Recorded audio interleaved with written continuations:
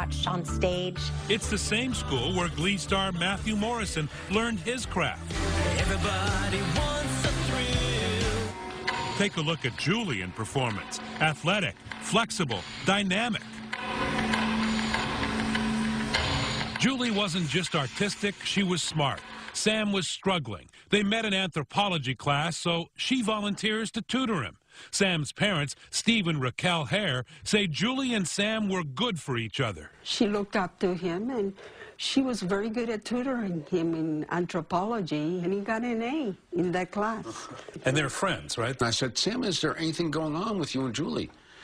And he says, absolutely not, Dad. She's like my kid's sister.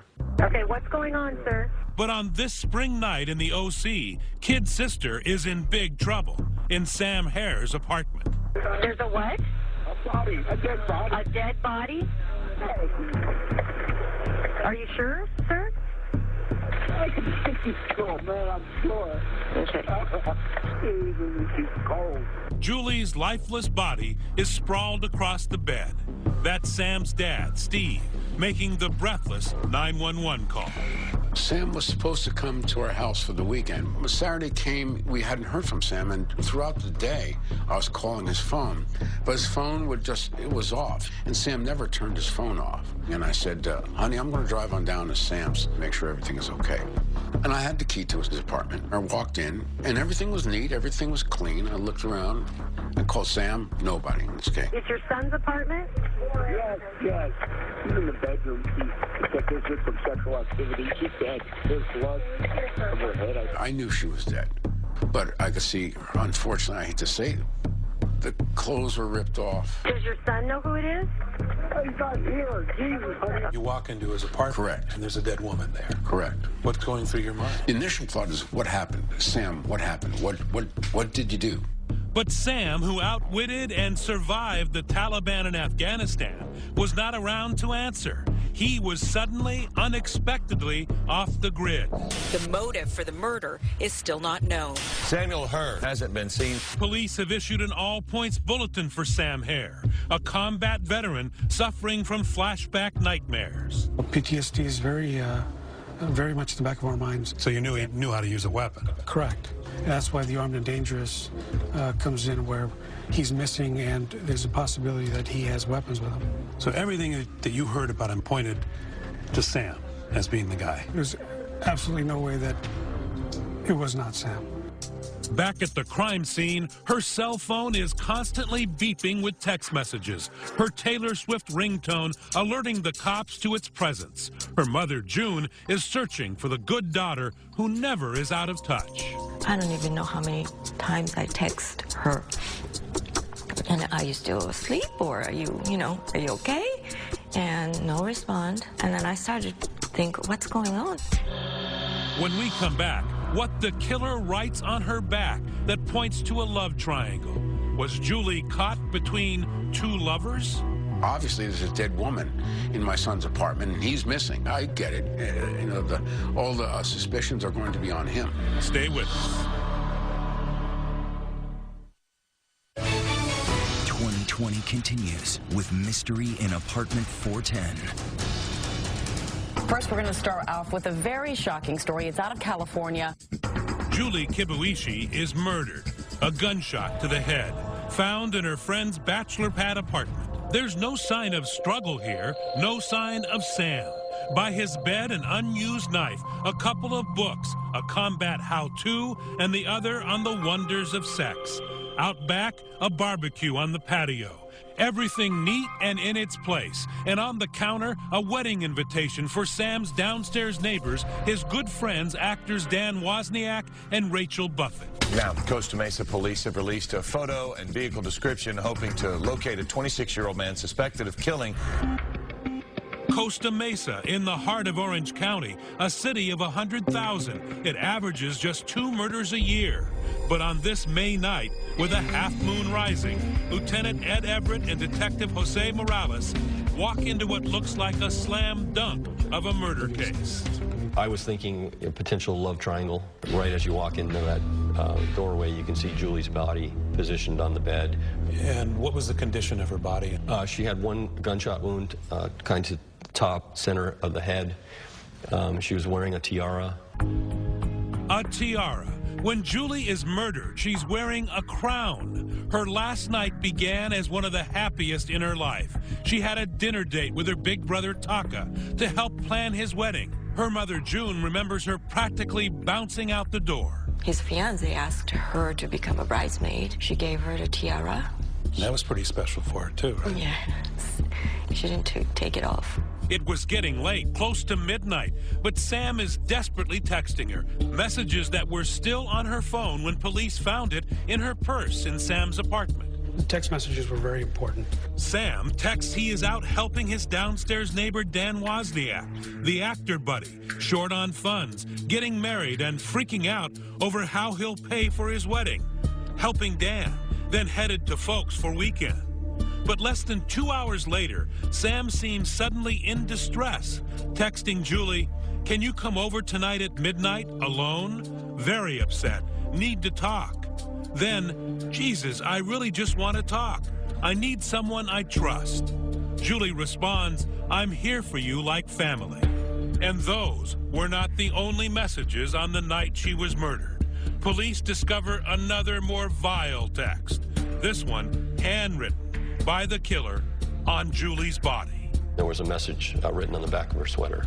And as cleaned up as you can, what was the message? It was, "F you, all yours." The working police theory? We looked at the phone and thought, okay, maybe he's drinking, using drugs, and there was an incident, and he just snapped and, sexually assaulted her and wound up killing her and then fled. Now, they just have to find Sam.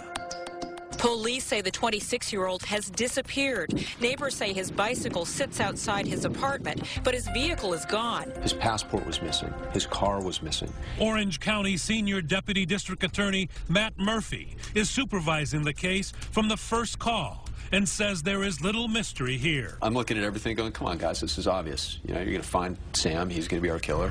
The final clue for police and Murphy, a big red flag. Sam Hare, the war hero's background check. He's been in big trouble before. He was arrested for murder. He was tried for murder. A murder charge points to Sam. Squarely. Absolutely. It points with a neon sign. Turns out Sam had been accused as a young man of luring a friend to a parking lot where he was killed by gang members. The charges didn't stick. He was acquitted. But if you're a cop investigating a murder... We thought, okay, if he has this, he's predisposed and maybe he did it again. 2 days after Julie's body is found, the big break. When the banks open Monday, Sam Hare is leaving a digital trail, and his father, Steve, who is convinced his son could not be the murderer, There's no way is conducting his own parallel investigation. Now, 11:59, 12:05. Not looking for a killer, just looking for his son. The Hares believe Sam may be a victim himself. This is your investigative box. This is pretty much the investigative box. Steve shares a bank account with Sam where his son saved $62,000 in combat pay. He's first to notice his son may have disappeared, but his debit card is not too far away. I went on the computer and I saw there was activity. So I assumed Sam or somebody was using it in Long Beach. That's just 20 miles away, and when he gets to the bank, hanging around fruitlessly at the ATM for hours, Steve sees a bank alert.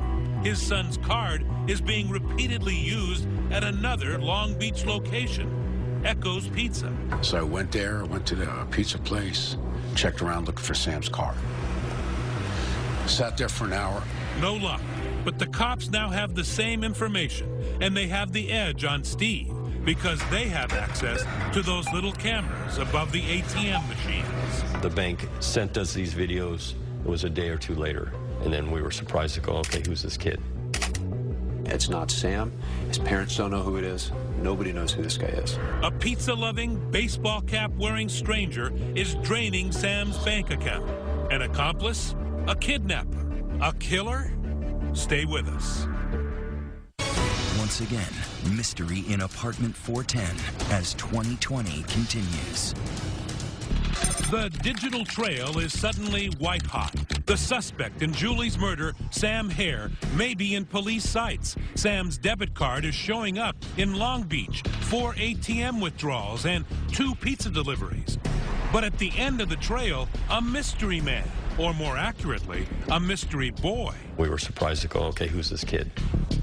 Great question. And to answer it, you've heard of follow the money. How about follow the pepperoni? The cops are hungry to crack this case, and they know from the bank records their suspect is just hungry. The pizza has been delivered to a certain address in the city of Long Beach. A police copter overhead, undercover cops watching the pizza house. Police think, finally, they may have found Sam Hare's hideout. When I hear this helicopter circling, I'm like, what's going on? Recognize him? You've already seen this kid. His name, Wesley Freilich, the baseball cap teen in those pictures taken at the ATM. The 16-year-old skateboarder now at the center of a full-on SWAT team helicopter hovering raid looking for a murderer. At his mom's house, where he and a few friends are, you guessed it, half into a large pepperoni pie. I open the door, and that's when they say, don't move. Sir, come here immediately. Get on the ground. Wesley was trying to be a tough guy in front of his friends. As we explained the gravity of the situation, that a murder was involved in this case, he had to change his demeanor, started crying. I'm myself. Everything's going on crazy. I'm freaking out. I'm being questioned about this whole withdrawing money from the ATM. Police quickly figure Wes is not the murderer. But where is Sam? The police go inside. My mom's door to her bedroom is shut and locked, and the police are assuming that he's in there. So we forced entry into that room to search it. Sam is not there, but his missing ATM card is. Time for young Wesley to answer a few questions. And I immediately told them everything. I said, this is what happened. Turns out the ATM runs for Sam's cash were not Wes's idea. He had a trusted friend, an older guy his mom, Lori, met in community theater. Oh, he's a cool kind of cat that I would like to groove with. That cool cat is none other than Dan Wozniak. Remember him? He's Sam's broke downstairs neighbor. They hang out together at the apartment jacuzzi, and now Dan is about to be married. He's currently starring in a local production of the musical 9. See what I mean? Wes tells the authorities Dan gave him Sam's ATM card and PIN number and fed him a story about using that card to collect money Sam Hare owed him. A scheme only a 16-year-old with a hankering for free pizza might believe. Yeah, he had an actual folder of paperwork and saying that this was all legal, that it's all good to go, and all they need to do is withdraw the money and to make sure I wore a hat and glasses.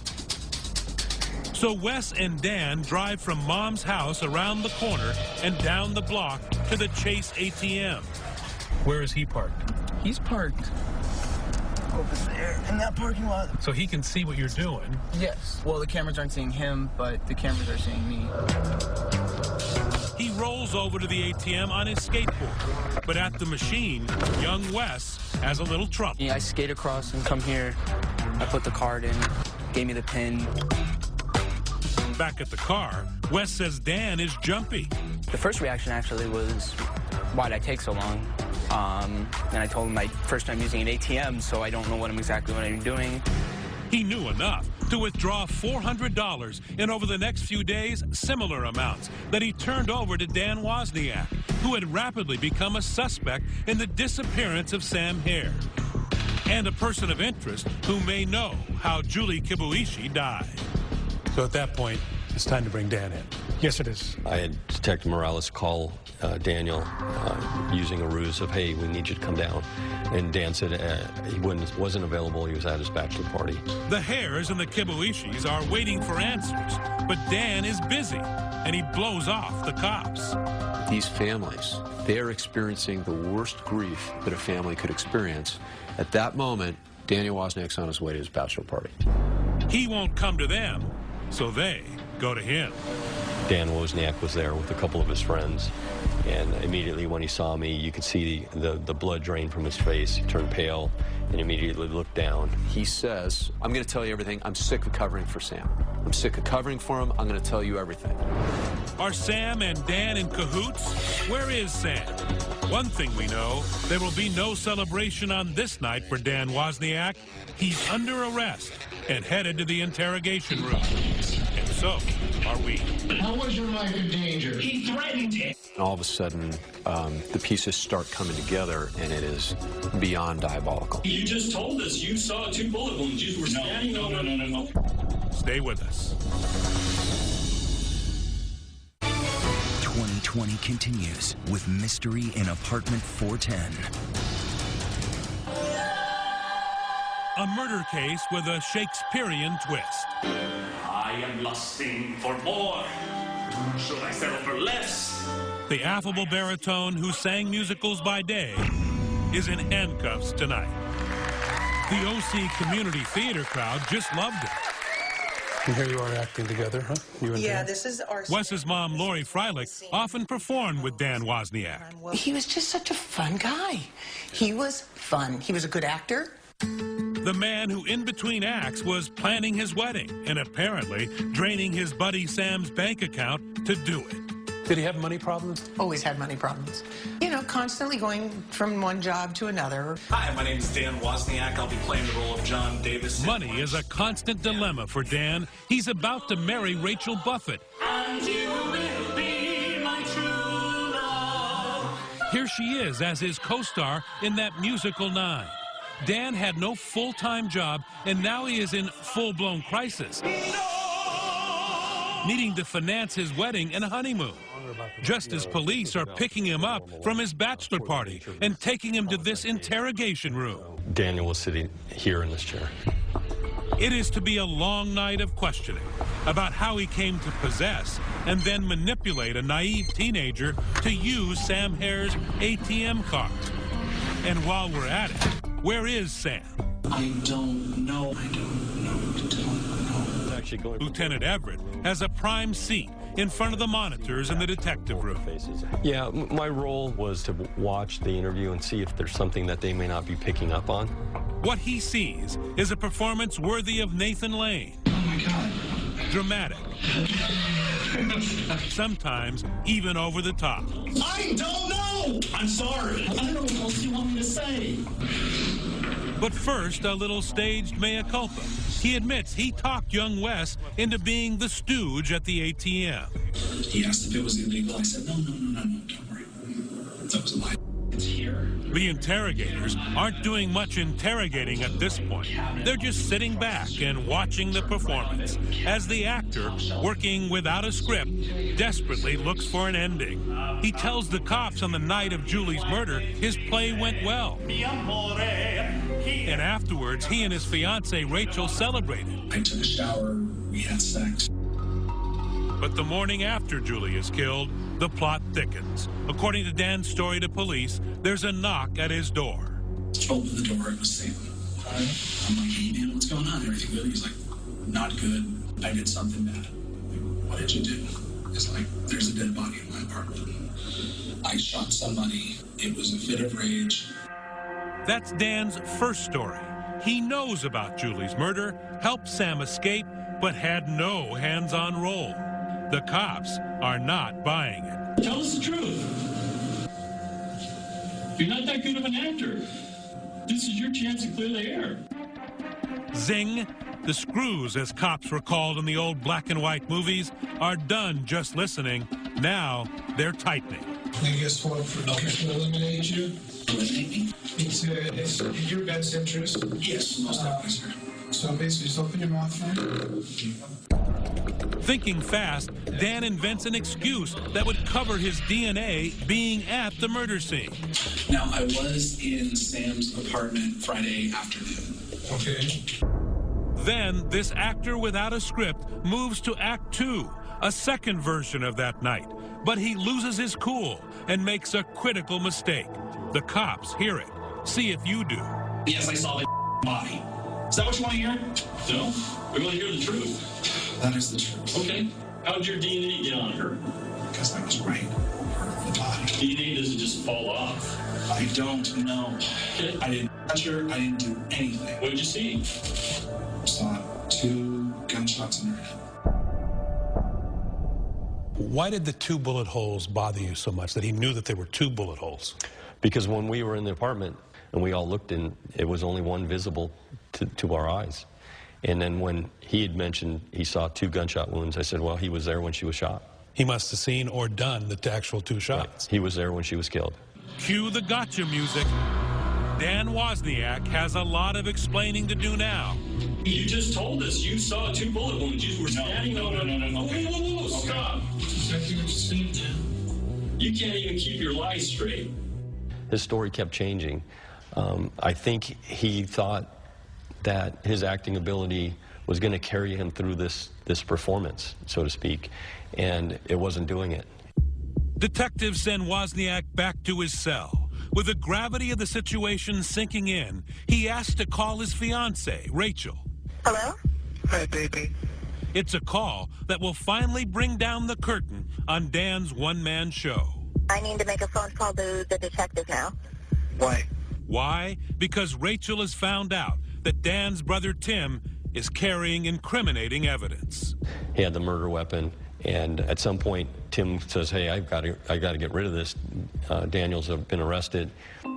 Rachel tells Dan she's going to the cops. I need to call him and let him know before they catch me on this recording device because it looks like I'm not trying to tell him right away. Then I'm doomed. Do you know that Tim had some evidence? Yeah. Oh, God. Oh, God. Oh, God. Okay. Well, this is ridiculous, and I have to go tell the detectives the truth. No, baby, Tim did speak up. Only to me so far, and it was in passing. I said, I'm going to the police station right now. Danny's been arrested. He started freaking out. No, don't. That can't be found. No, babe, I'm going to do it without the trunk. Listen to me. No. What? Trust me, please. You realize they're recording this phone conversation anyways. You're being an absolute ass to try and lie again. And that's when he decides to let the jailer know, hey, I need to speak to the detectives. Up next, the final act. Do you want to talk to us, yes or no? Yes. Okay. The chilling truth about Sam Hare, the war hero, from the voice of the man who knows where he is. It's borderline fun. Is that what you want to hear? Stay with us. Once again, mystery in apartment 410 as 2020 continues. Sunset at Eisenhower Beach along Southern California's Riviera coast. Doesn't get much better than this. It's where community theater actors Dan Wozniak and Rachel Buffett plan to marry and then honeymoon aboard a cruise ship right after their musical 9 closes in a couple of days. But there's been a hiccup in their matrimonial machinations.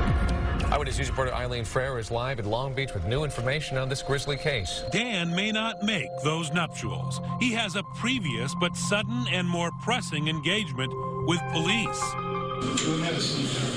He's performing the final act. After 14 hours at the police station, he's about to admit that he killed not just one innocent, but 2, in a macabre plot worthy of Pulp Fiction. You said you wanted to talk to me. What's going on? I'm crazy and I did it. You did what? I killed Julie and I killed Sam. Okay. All right. Where's the book? Dan Wozniak labels himself a pathological liar in a downward spiral for 2 years, who couldn't bear to admit to his beautiful fiancée he had no job, no money, was about to be evicted, and could not afford to marry her. But Sam, his neighbor, had saved all his combat pay and had an account that looked like problem solved for Dan. $62,000 is unlimited wealth in the world of Daniel Wozniak. He's the perfect target. His war hero friend Sam, who out of kindness volunteered to help him with his wedding, was actually the first to die. Dan Wozniak had the cold heart of a debt collector. So Daniel Wozniak's world, there was no problem in his mind murdering 2 people so he can go on a honeymoon. The scene of the crime, a place Dan knows well, the Liberty Theater. Backstage, beyond the lights, up in the dark, dank rafters, he lures Sam to an unexpected, violent death. I went upstairs and said, well, we need to move something from the attic. And when he bent down, I grabbed the gun and I shot him. How many times? Once, and then he was still alive. Where'd you shoot him at? The back of the head as he was leaning down. And then second time? Second time he was down, he was still talking, saying, I need help. What did he say to you? I need help. Something hit me, and something, it felt like an electric shock. And then what'd you do? I reloaded and fired and killed. And it's not over by far. Wozniak tells the interrogators, if you go up the ladder from the theater, his head and hands have been decapitated. Lieutenant Everett, watching his monitors in the detective room, is about to fall over. And I turned to somebody and said, did I just hear what I think I heard? Okay, are the body parts there? Where are they? The nature center in the park. What was going on in your mind? I was actually smiling and laughing. He's laughing and smiling as he cuts off the head of this fine young man who bravely served his country so that he can go on a honeymoon. You know, it's beyond horrific. It's evil. Absolutely, it's evil. But despite all the terrible things these grizzled detectives have heard, there is something that bothers them even more: the senseless murder of an innocent, near stranger, Julie Kibuishi. Julie is basically being killed to cover this thing up, and it just, I mean, it's horrific.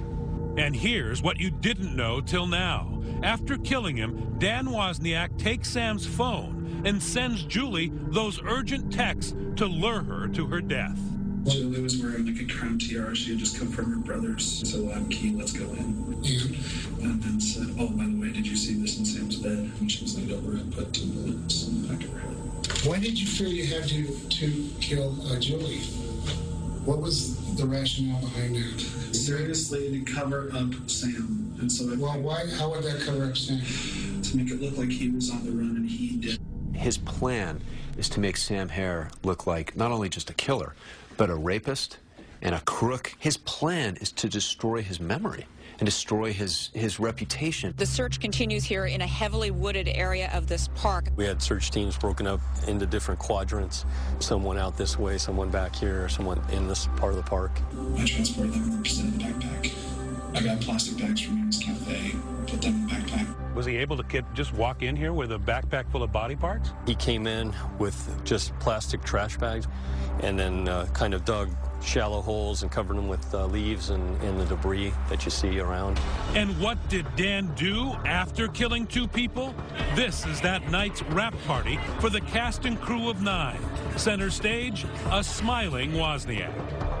By the way, Sam would have been 27 on the day he was found in the park. Clearly, there was no party for the Hares on that terrible day. Okay, it's his birthday. And I remember waking up and thinking, I'm hoping, I'm praying they find my son's head. Who can write a script on that? Sam's body is so unrecognizable, it had to be identified by love, a tattoo on his chest in honor of his parents. It was a heart and a rose, and it just said Mom and Dad in there. So it signified that I love you. Right on his chest. Right, big, very big, and he's like this size. After the confession, police recover the backpack filled with evidence: Sam's bloody clothes, his passport and wallet, and the gun that killed him. Even with all that, he pleaded not guilty. Wozniak's trial, which ended just weeks ago, was quick and to the point. For the prosecution, a few witnesses, a summation, and of course, Dan's confession. It was all just about the money. That was it. At this 5-day trial, the defense had no opening argument. They called no witnesses, and in their closing did not come close to using the word innocent or even ask for a not guilty verdict. The jury wasted little time. We, the jury, find the defendant, Daniel Patrick Wozniak, guilty of the crime of murder in the 1st degree. This trial was not about whether or not he was guilty. He was guilty. Guilty of 2 counts of 1st-degree murder. But no one is leaving the courtroom because next, this same jury must decide the bigger question. Does Dan Wozniak deserve to die for his crimes? And on that question, the jury reveals it has some doubts. And you didn't want to be deadlocked. No, it was just an agonizing decision. I'm sitting in my car and I'm sobbing. Stay with us.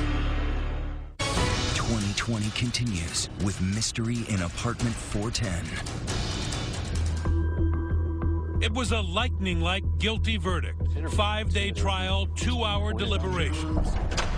And now the jury is called back to decide if the now 31-year-old actor and con man Daniel Wozniak should live or die.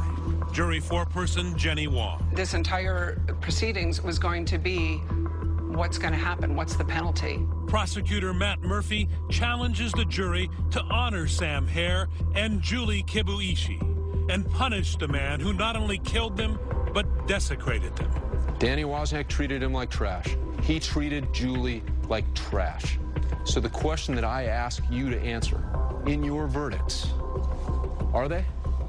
Daniel Wozniak's defense is that he is not the worst of the worst, that he is helping fellow prisoners now and deserves to live, to reform. Defense attorney Scott Sanders. He has it in him, and he's going to make a difference. Is that a mitigating factor to you that warrants life? I hope so. Back in the jury room, the vote for death is split. It's very different when you are the one sitting there almost literally pulling the trigger.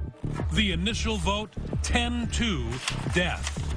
But when the jury's thoughts turn to the surviving families, the doubt melts away. Steve Hare, the rage, the anger that he had on that stand during the penalty phase, that was just overwhelming. When they showed the photograph of the funeral for Sam. His life was real to you. Absolutely. Mrs. Kibuishi, you know, when she's talking about her daughter being a dancer, I'm thinking about my daughters. The next thing I remember, I'm sitting in my car and I'm sobbing over that testimony. If there is a time for a death penalty, this was probably it. It was not only beyond reasonable doubt, it was beyond any doubt at all. The final vote came quickly, in just over an hour. One of the shortest death penalty deliberations on record. The family says justice was served 12-0. We, the jury, determined that the penalty to be imposed upon defendant Daniel Patrick Wozniak to be death. I just have voted to put a man to death. And this is a really sobering moment and one I'm going to live with the rest of my life. And down in my gut, I said, can I live with this? And I said, yes. And afterwards, there is more relief than joy. It was so long overdue. But I can start healing. It's time. You know, we feel like one closure to our nightmare chapter. To this day, June Kibuishi says her daughter's death makes her question the fundamentals of parenting. Her soul now doubting that kindness always triumphs over evil. I told all my kids, be nice person, kind to other people. And if they need help, you should help. But that just took my daughter's life. And that just killed me, you know, just... For Sam Hare, he escaped death in one of the most dangerous places in the world to be killed in one of the safest, leaving parents he called his best friends and who today can find peace in only one spot. And you still go to the grave? Every week, we go there, we bring chairs. I bring the newspaper, and then often I'll take a 10 or 15-minute nap. Very peaceful. It makes me feel good. The only time we talk is when I say bye, see you next week. We love you. Yeah. A father's love. Even though the jury has recommended the death penalty, the judge still has to affirm it, which is likely. That hearing is scheduled for next Friday. And then 1 week from tonight, right here on 2020, a special edition here, Breaking Point, Heroin in America. And before you say, not my family, the middle-class parents across this country who told us the same thing. Take a look. In 7 days, see it yourself. The war playing out in suburban America. Parents everywhere sounding the alarm. Young lives vanishing. We need to do something. Not guns, not car accidents, prescription pain pills, and then heroin. For more than a year, David Muir out on the front lines. No boundaries. Rich, poor, middle class, even the youngest victims. How many of you have seen the needles? Breaking Point, Heroin in America. One powerful hour. Next Friday on ABC. Elizabeth, as you know, this has been a year-long journey, and 1 week from tonight, right here, how you can save a life. So important to watch. So important. I'm David Muir. And I'm Elizabeth Vargas. For all of us here at 2020 and ABC News, good night and have a great weekend.